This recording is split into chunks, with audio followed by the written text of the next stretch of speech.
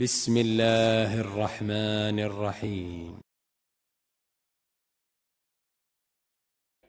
والحذر من صحبة الأشرار. كل إنسان يدعوك إلى الخير هذا هو الصاحب الطيب، كل إنسان يدعوك إلى الشر أو يتخلق بالشر هذا هو الصاحب الردي.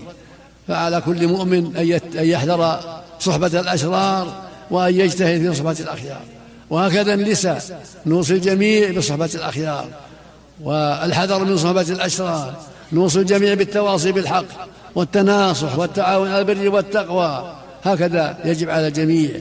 قال تعالى: والعصر إن الإنسان لفي خسر إلا الذين آمنوا وعملوا الصالحات وتواصوا بالحق وتواصوا بالصبر.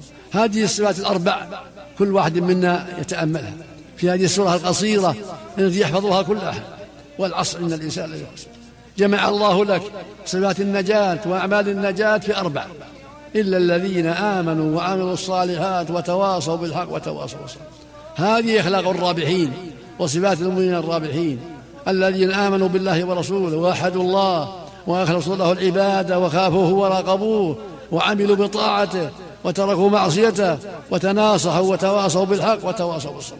هؤلاء هم الرابحون، هم المؤمنون الأخيار، هم السعداء، هم أصحاب اليمين، هم أصحاب السعادة.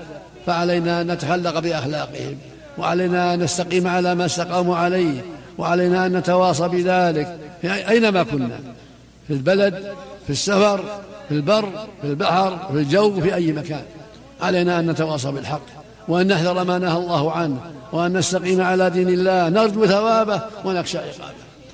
يقول النبي صلى الله عليه وسلم: من يرد الله به خيرا يفقهه في الدين.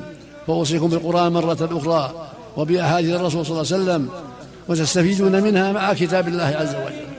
بسم الله الرحمن الرحيم. والعصر إن الإنسان لفي خسر إلا الذين آمنوا وعملوا الصالحات وتواصوا بالحق وتواصوا بالصبر.